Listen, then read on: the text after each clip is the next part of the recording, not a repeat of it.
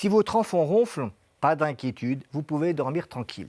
Mais on va quand même vous donner quelques informations et conseils pratiques pour savoir quand est-ce qu'il faut consulter et peut-être faire quelque chose. Bonjour François. Bonjour. Professeur Simon, ORL du collège de Pums. Alors le ronflement de l'enfant, ça fait penser au ronflement de l'adulte. On parle d'apnée du sommeil chez les adultes. Est-ce que chez l'enfant, il faut s'inquiéter ou est-ce que finalement c'est assez mignon chez l'enfant et on laisse comme ça? Alors effectivement, c'est comme l'adulte, il faut distinguer le ronflement de l'apnée de sommeil. Donc quelqu'un qui a une apnée de sommeil va forcément être un ronfleur, mais on peut avoir des ronflements isolés sans apnée de sommeil associée. Et quand il y a uniquement un ronflement, on va surtout ne rien faire et ça va passer généralement avec la croissance. Et un enfant qui ronfle n'est pas forcément un adulte qui ronfle. C'est des causes généralement différentes. Alors comment on détecte que l'enfant fait des apnées du sommeil? Alors, généralement, on va demander aux parents d'observer leur enfant quand il dort.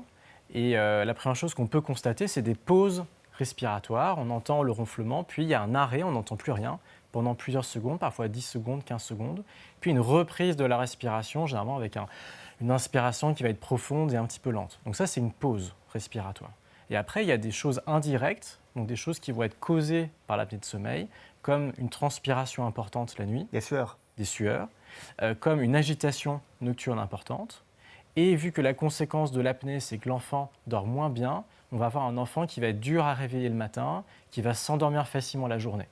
Mais un enfant qui pleure la nuit, on ne va pas se ruer pour rechercher les apnées du sommeil. Et non, parce que l'apnée de sommeil, ce n'est pas forcément un enfant qui se réveille complètement. Ce n'est pas un enfant qui va se réveiller en pleurant, c'est plutôt des micro-réveils.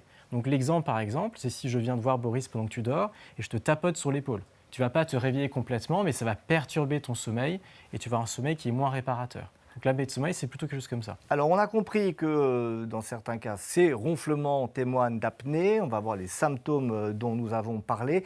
Mais quand on pense au ronflement de l'enfant, on pense aux amygdales. Beaucoup d'entre nous avons été opérés des amygdales dans l'enfance. Alors on va regarder les structures anatomiques et ces amygdales, où est-ce qu'elles se trouvent. Alors on a ici un mannequin d'adulte. Bien sûr, ce n'est pas un enfant, mais les structures anatomiques sont les mêmes. Alors, qu'est-ce qui, au niveau de la gorge, peut favoriser les ronflements? Alors justement, c'est une grande différence entre l'enfant et l'adulte. C'est que chez l'enfant, dans la vaste majorité des cas, les ronflements sont dus à des grosses amygdales. Alors que chez l'adulte, ça peut être plus compliqué. Donc les amygdales, c'est des boules qui sont au fond de la gorge.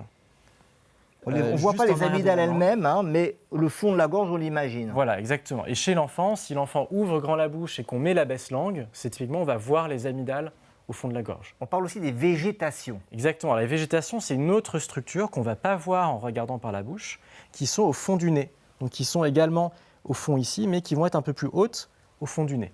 Donc c'est un examen ORL qui permet de voir si on a des grosses amygdales ou des grosses végétations. Et ça peut provoquer des ronflements. Oui. Alors, est-ce qu'il faut enlever ces amygdales et ces végétations systématiquement si un enfant ronfle? Alors pour le ronflement, non. Il faut respecter le ronflement. Par contre, il faut chercher s'il y a une apnée de sommeil associée. Et dans le cas où il y a une apnée de sommeil, oui, il faut prendre en charge l'enfant ou au moins faire une exploration du sommeil si on n'est pas sûr du retentissement. Parce qu'un enfant qui dort moins bien, c'est un enfant qui va être fatigué la journée, qui va être en retard sur les acquisitions lorsqu'il va être à l'école et lorsqu'il va apprendre des choses. Et est-ce que si on ronfle en étant enfant, on va ronfler toute sa vie? Eh bien, pas forcément, parce que justement, chez l'enfant, c'est souvent les amygdales et les végétations. Et ça, c'est des structures qui vont diminuer en taille spontanément avec la croissance. Et donc, on peut être ronfleur enfant, puis être ronfleur adulte pour d'autres raisons, mais ce n'est pas une continuité.